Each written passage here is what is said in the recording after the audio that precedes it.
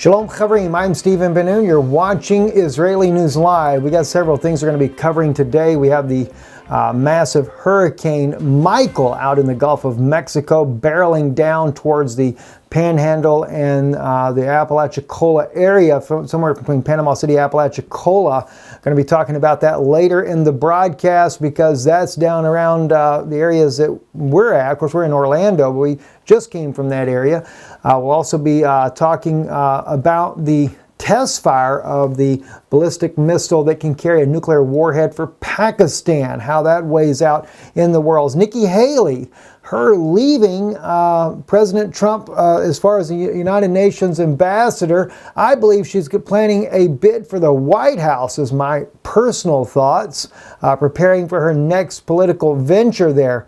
And that was just giving her the ammunition she needs. Israel certainly, the Zionist government there loves Nikki Haley, and I hate to say it that way because right now we have Zionists in control of the Israeli government, and it spells disaster for the rest of the world because, as the prophecies say in Daniel, the violent among your people will try to establish the vision. So I'm not very happy to see that, and I'm sure Gabriel wasn't happy to deliver the message to Daniel, but we are certainly seeing this fulfilled in modern times.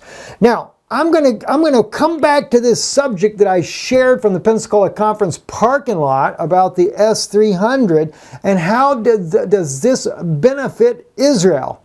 Now, before I even get started there, let me explain one thing. I'm beginning to realize more and more all these things that are going on in the world today, it benefits these deep state power brokers that are making all their trillions of dollars at the expense of human lives and tragedy. You name it, it's a benefit to them. Just like in the case of the Holocaust, the Zionists and the Jewish Congress used Hitler and collaborated with the Nazis in order to create the state of Israel and sacrificed many of the Jewish people to the Holocaust and then turned around and then imported all the goods from Germany into Israel. It's kind of an awkward situation. You know, that's something we can go into later, but I'm seeing this. And the point that I want to make, this is not solely Israel. I see the Russians benefiting from the sales of their weapons around the world, the countries that they're using as they bring about these threats of what NATO might do to you next. Or in the other case, the other way around, how the United States and their allies are making weapons and selling them to all of their allies, saying what Russia could do to you next. So the villainizing of the different players involved only means big business and big money for all those that are making these weapons. Is anybody really truly making the weapon because they just really want to defend their own people? Or are they just doing it all to make a lot of money? Anyway, the sale of the S-300 to Syria, how would that benefit Israel? That's what I was really perplexed by because it just came on my heart. Follow the money. And then you'll see why Israel didn't put too much a fuss up of the S-300 being sold. Of course, now they have to make it look like it's not good, but you never saw Israel trying to take out the plane that was bringing it in. You didn't see Israel bombing the S-300 that's being transported towards Damascus. And that kind of tells you something because every time they try to move missiles from, allegedly from Iran through Syria to Hezbollah, Israel will bomb those missiles that are going through there. So why didn't Israel intercept these missiles, these S-300 system that was coming in and all the different components? Why didn't they intercept it and take the system out? Because you have to understand, it's money, and it's big money at that. Russia, of course, needs the sale of the S-300 because it's money for them. Even though some of those nations aren't going to get the S-300 system, or the S-400, they're going to only get the S-300 system. They have to show that the S-300 system will cause Israeli F-16 and F-15 fighters to stay on the ground because of the fear of getting shot down by the S-300 system. So there is a benefit right there that Russia can sell more S-300s because, after all, maybe some of these other rogue nations in the Middle East, they don't have the advanced weaponry like Kuwait, United Arab Emirates, Saudi Arabia, these countries here, and of course their enemies, whoever they may be. But you have Pakistan, Afghanistan, which Afghanistan's pretty much under control by the U.S. government right now in order to protect those poppy fields there and ship that illegal drug money, that illegal drugs into the United States so that they can fund all this illegal weapons that are being put in the hands of terrorists around the world. But that's a different issue altogether. But at any rate, we have to really, like I said, you got to follow the money. All right. One, even though the United States has put sanctions on Russia, Israel has never been compliant with those sanctions. And of course, the United States doesn't punish Israel for not being compliant. That should tell you something. Oh, the United States will punish other countries that do business with Russia. They'll they'll do all kinds of things, do sanctions on their people and their businesses because they did do business with Russia. And the reason for this is because Russia has to be villainized, to be the big bad bear, and that you have to beware of him. After all, that's what sells the weapons for the Americans. Even in the case of the F-35S that the United States is wanting to be able to sell in the future. But right now, Israel has the monopoly on this and are supposed to have it for 10 years. But the United States will put those F-35Ss inside of Saudi Arabia, no doubt under U.S. control, Kuwait, other Arabic nations there that are more friendly to Israel, and there has been talk of selling those to Turkey as well, but Israel wants that to be held off for some time because they still don't quite trust Turkey fully, okay? So, how would this benefit Israel, though? I really began to look into this because it's something that kind of bugged me, and I just knew something had to be in this. The Jerusalem Post reported this article here, and every time I go on there, they always push it way down. Israel practiced defeating the S-300, the Russian defense system in Greece. Now, this article was from December the 4th, 2015. Now, we reported about this when Israel was, when one of the articles surfaced here about Israel there trying to outmaneuver the system. But it wasn't just that Israel was there to outmaneuver this system.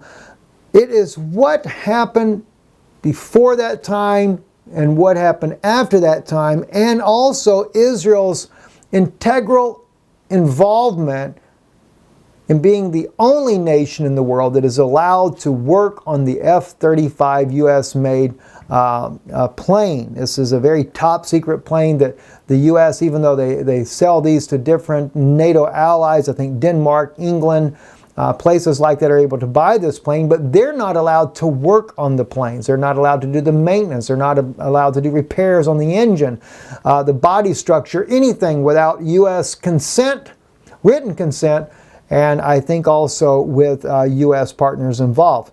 But Israel was working very intently in 2005 on trying to evade the S-300 system, and they had learned how to do just exactly that. The activation allowed Israel's warplanes to test how the S-300 lock-on system works, gathering data on its powerful tracking radar and how it might be blinded or bluffed.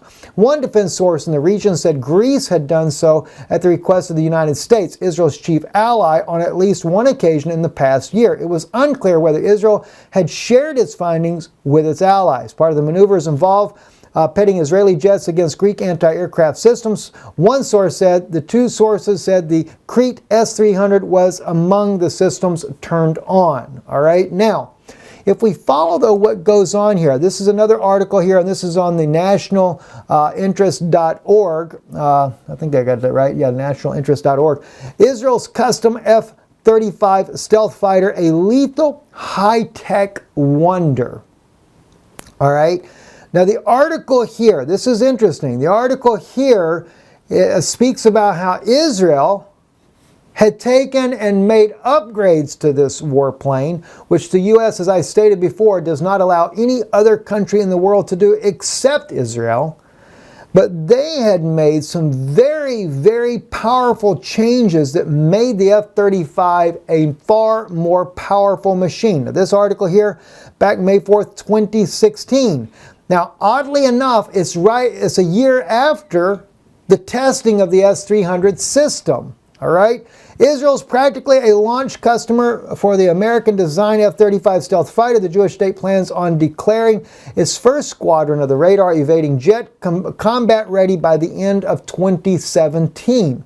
That's just 2 years after the U.S. Marine Corps' declaration of war readiness for its F-35s, 1 year later than the U.S. Air Force's own planned introduction of the new plane. And F-35s will be unique, while most foreign customers of the stealth fighter plan to operate fairly standard F-35Ss. Tel Aviv is heaping its own special tech onto the airframe. And that's not the only way in which Israel's F-35s will be unique. The country should also possess a regional F-35 monopoly for at least a decade after bringing the stealth fighters into service. All right, so Israel has, because of them being the one country that got to test the F-35 in Greece against the S-300 in 2015, they had already begun to develop ways to make the plane much better. And no other nation has it as of yet. And even the United States doesn't have all the technology, because they would have to buy that from Israel as well to be able to outfit their own planes, right? So being able to outmaneuver the S-300 system becomes a major multi-million-dollar cash machine for Israel. All right, now here's what gets interesting though. If you look at an article on Veterans Today going all the way back to 2010, National Security Alert, F-35 stealth fighter spy cover-up. Another spy disaster like Pollard shoved under the rug, too long due pressure from the powerful Israeli lobby. I think I made the mistake when I first read this when I was walking around with my phone in my hand. I was thinking that it was Pollard that had stole the secrets. It was not, but it was they were comparing this to Pollard. So I do want to make that one note of correction. April 21st, 2009, the Department of Defense announced the theft of 1.5 terabytes of data on the F-35 Joint Strike Fighter. The platform meant give the United States and her allies air superiority for the next 40 years. In a flash, all that was gone. $300 billion of funding down the drain. Every system defense, offense, stealth, every need to build one or shoot it down, all gone. Day one, China was accused, but it wasn't China, it wasn't Iran, it wasn't Pakistan. The theft left a clear signature, one identical to the data WikiLeaks has been receiving. Sources inside the Pentagon repeating the actions of the Israeli spy Jonathan Pollard. As vital as the F-35 is to America's defense, Pollard's triumph on behalf of the Soviet Russia and Israel's dwarfs the current espionage coup. And they likened it to breaking into the bank, stealing that kind of money, $300 billion out of the bank there. Well, the article does clearly put the finger on Israel as being the one that stole that information. And of course, you know, it's not like Israel's going to go sell it to China or Russia or anybody else. Israel just wanted to make sure they have the technology that outmaneuvers anybody else. So when Israel was there to try to outmaneuver the S-300 in 2015, no doubt Israel maybe even had already adapted some of the technology they learned from the theft of 2009. Now, again, that is hypothetical. I am speculating there. But I'm looking at the obvious.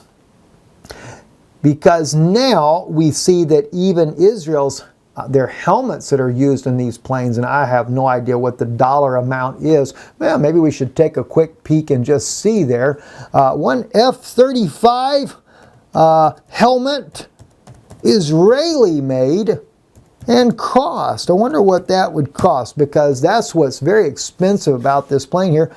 It says here, let's just see, Israel might have, let's see, I'm just trying to see if we can see the cost of one of these helmets that Israel, here we go, this, whoa, gosh, are you serious? $400,000 F-35 helmet can let pilots see through the plane test fits.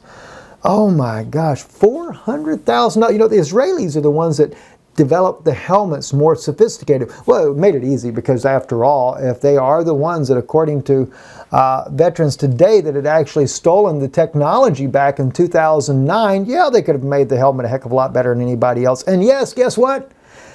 All those planes that America's putting over there in the Middle East, if they're going to outdo the S-300, they got to be retrofitted with all this technology that Israel has developed. And that's just a helmet at $400,000 a pop. So every 2 planes are getting almost $1 million there, buddy.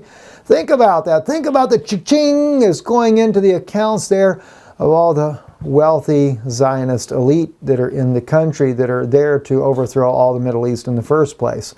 And at the same time, this is why Russia doesn't buck the system, because Russia has a very good trade relations with Israel. And at the same time, Israel not going over there and blowing the system up before they can even get it into the country. That makes money for Russia as well, because they can sell more of the S-300.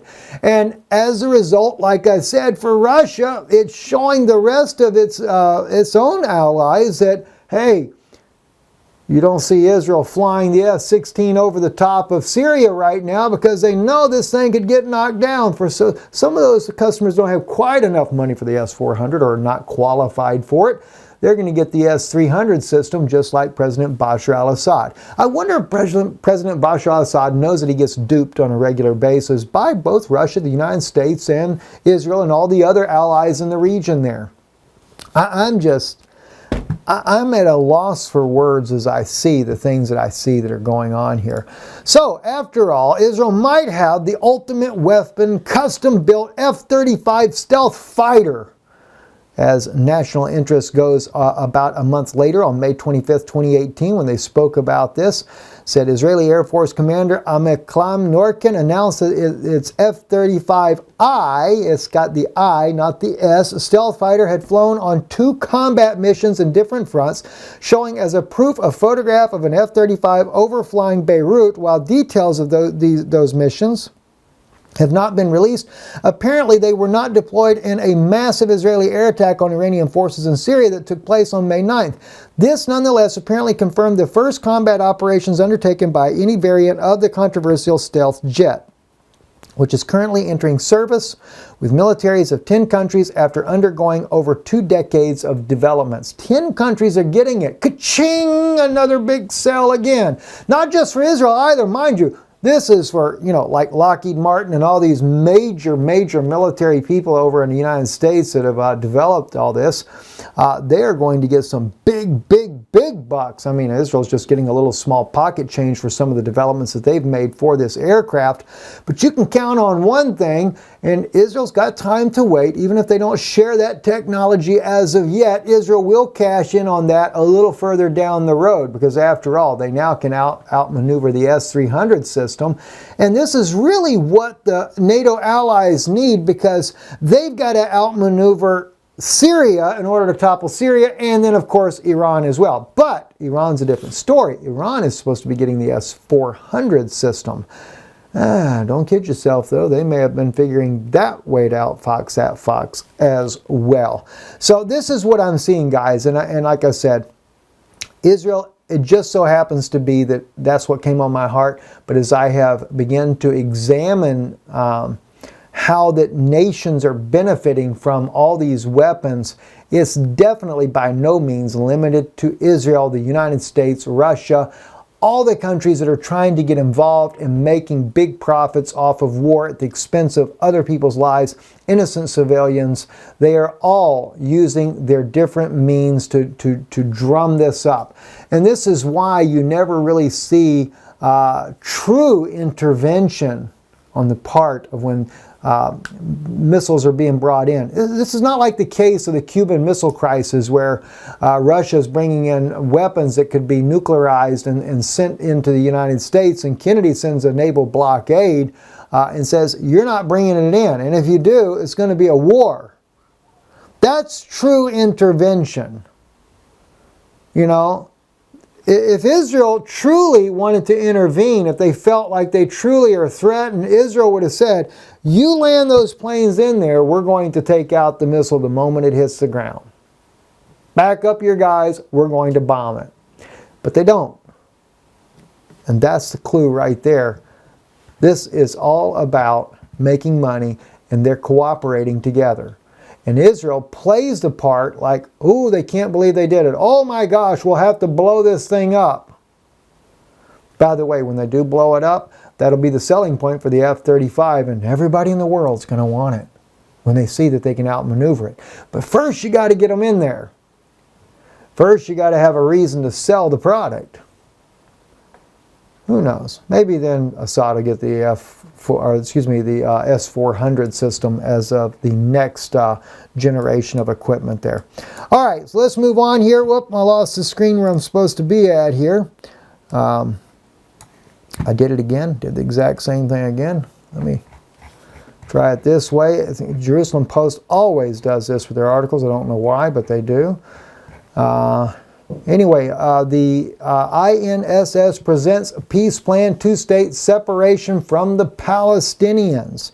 Jerusalem Post is reporting on this article right here. It says the Tel Aviv-based Institute for National Studies will unveil a two-state peace framework on Monday that includes steps it says Israel can take to retain a strategic advantage, even if there is no partner on the other side with whom to negotiate, under the plan drawn up by a 13-person team headed by veteran negotiator Udi Dikel that included the INSS head of former military intelligence, Chief Amos Yalden, and Gilead Shir, who served as chief of the staff then, Prime Minister Ehud Barak. Israel would declare its commitment to a two-state solution and willingness to enter into direct negotiations over an agreement. In parallel, it would take steps to move forward separation for the Palestinians and in rule over the Palestinians in Judea and Samaria. But oddly enough, the article goes on to say they're not going to do this with Gaza. You know why? Gaza is a testing ground. You got to have some place where you can say the weapons are tried and tested. Got to have a victim. Just like the United States has their victim in Syria, and Saudis have their victims over there. Well, actually, we're still using American equipment over in Yemen. Somebody pays the price for all this bloodshed. What a shame. What a shame. All right, coincidence. Nikki Haley resigns as Kane is about to meet Trump, and Twitter knows what's up. Well, at least that's what they claim to be. Some are saying that this man right here is actually going to take Nikki Haley's place.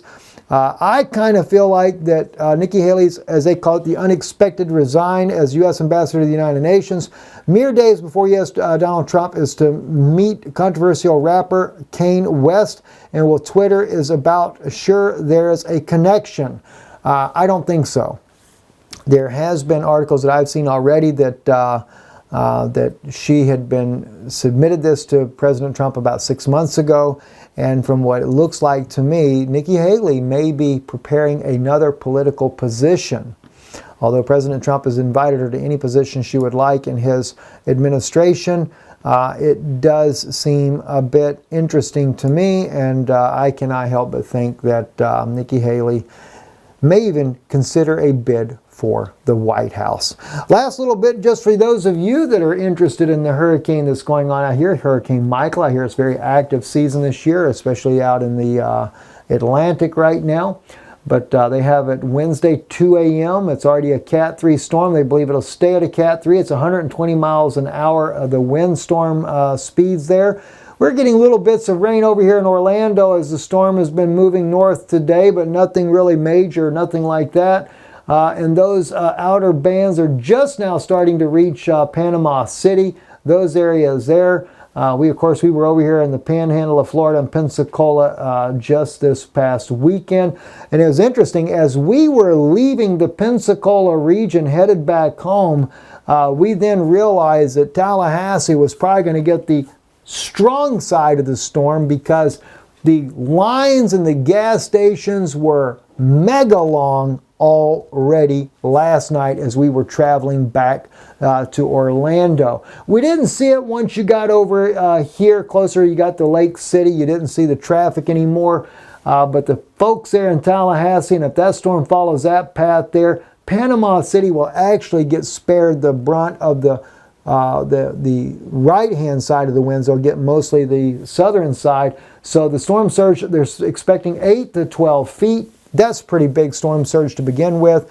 I know that when Ivan came through the Panhandle years ago, they had, I think, a storm surge. Some estimated, I think, over 20 foot. Something. It was really crazy. The bridge, the interstate bridge that went across the bay there was almost completely wiped out. The storm surge was so huge. And I remember all that. Of course, I was living in Israel at the time when Ivan hit. But when I flew back in, you would have thought a nuclear bomb had been dropped. I've never seen so many trees missing in my entire life. And I've been through several hurricanes myself, but nothing like what Ivan was. Well, other than Camille when I was young, but that was a little bit not... over to Mississippi is where Camille actually came on board. But I still remember Camille. Believe it or not, I still remember that one. Anyway, I'm Steve Ben-Nun. You're watching Israeli News Live. Thank you for watching, and we trust that you will be blessed. Don't forget, support this broadcast.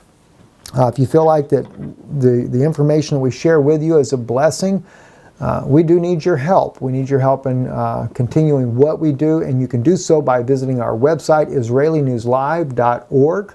Or you can actually, there's two other different ways too if you want to support the broadcast. We also have Patreon, and Patreon is patreon.com/Israeli News Live. And then, of course, somewhere on here, I actually have here we go, right here, our mailing address for those of you that would prefer to do things by mail. You can mail us here. To support us, it's Ben-Nun Institute, 8297 Champions Gate Boulevard, number 442, Champions Gate, Florida, 33896. That's actually in the Orlando area there, closer to the Kissimmee side. Anyway, blessings to you. Thank you for watching. Shalom. We'll talk to you tomorrow evening.